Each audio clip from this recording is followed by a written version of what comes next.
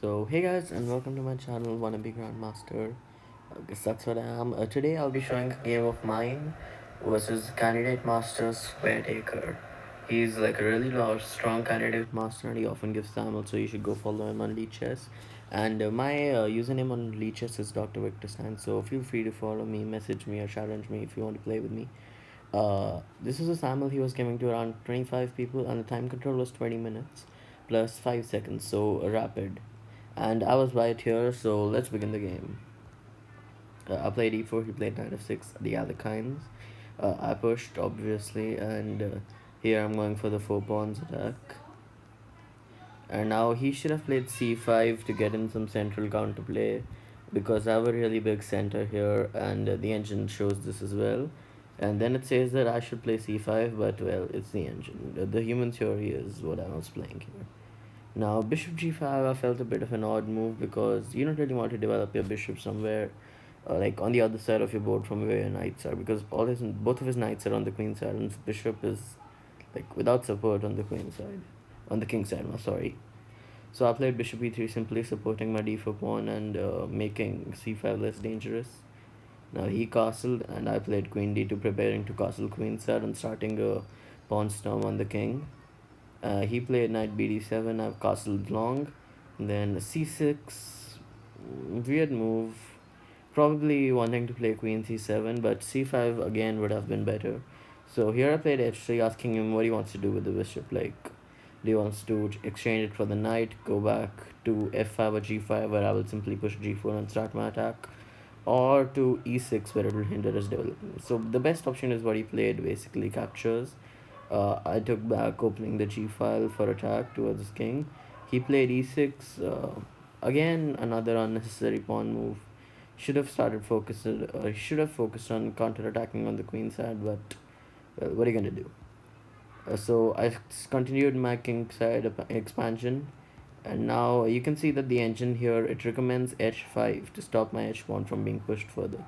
But I guess he had plans of finally playing c5 and opening the c file to get at my king, but it's going to be far too slow, as you can see here. And now here, the engine actually recommends sacrificing the position. It's that bad for black. Sacrificing a knight on e5, it's that bad. But of course, a human will not play this. So he played c5, then I took, and he took. Now the computer wants me to take, but f4. I mean, really, it's much is gonna happen there. You can still see the computer evaluation being better for me. So he takes, I take, and he goes knight c5. Doesn't make much sense since he just blocked off the c file from his own rook.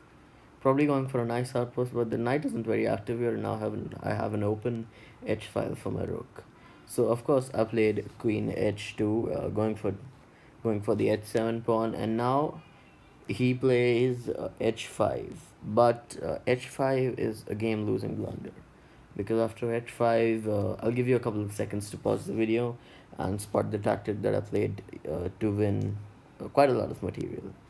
I'm so sure you guys can see it, and yes, it is bishop takes c5. Now, as you can see, I've opened up a discover attack with my rook on the enemy queen on d8, and the bishop has, and now I'm currently a piece up. So the best thing for him to do would be to take the rook, which he does. I play knight takes, and the rest of the game is just a matter of technique. However, he does have a couple of threats here, so I just wanted to be really solid and defend against him and then exchange stuff and go for the win, because his bishop is pretty much useless there. And then I just play b3 to cement my queenside pawn structure. Now I'm going for that g6 pawn. He plays king f7. I take the pawn on b7. He blocks with the rook. I go back with the queen. We go back and forth. See, if you notice here, I can't take the knight because it is pinned. So I play bishop d3, going for the g6 pawn again. He defends with the knight e7. So here I just keep on developing my pieces. I play knight c3. Now he blocks with knight f4, but now I'm going for this nice knight outpost on d6. Even though I'll probably lose a pawn if I'm going there, but I'm so much material up, I can afford it just to trade down pieces. So I take, he takes, and now he wins the pawn, but I grab the g6 pawn back, and now at this point he could resign, but well, I thought maybe he thought that I could blunder. No, I didn't. Of course, I didn't. So now I take that pawn. Thank you very much. We trade a pair of rooks, and now he grabs my f5 pawn. Perhaps he thought he might have some bishop c3, sorry, yeah, bishop c3 and then rook f1 mate ideas, but even that doesn't work because I always have bishop d1. So now I now checked king g8, queen c8, picking up that pawn now. Yeah, and now I take the last pawn again. And now here he could have resigned, but then yeah, he went for the bishop c3 idea. But now it's just a simple mate idea. I'm sure all of you see it. Yes, it's queen h6 check, and here he resigned after playing king g8, which is odd because you usually resign after your opponent makes the move. But well, what are you gonna do? So, anyways, guys, this is the game. Thanks for watching, and please do suggest what I should do. Whether I should play some live stream, make some rating gain, speed runs, or whatever you guys want me to do. Thanks a lot, and I'll see you next video.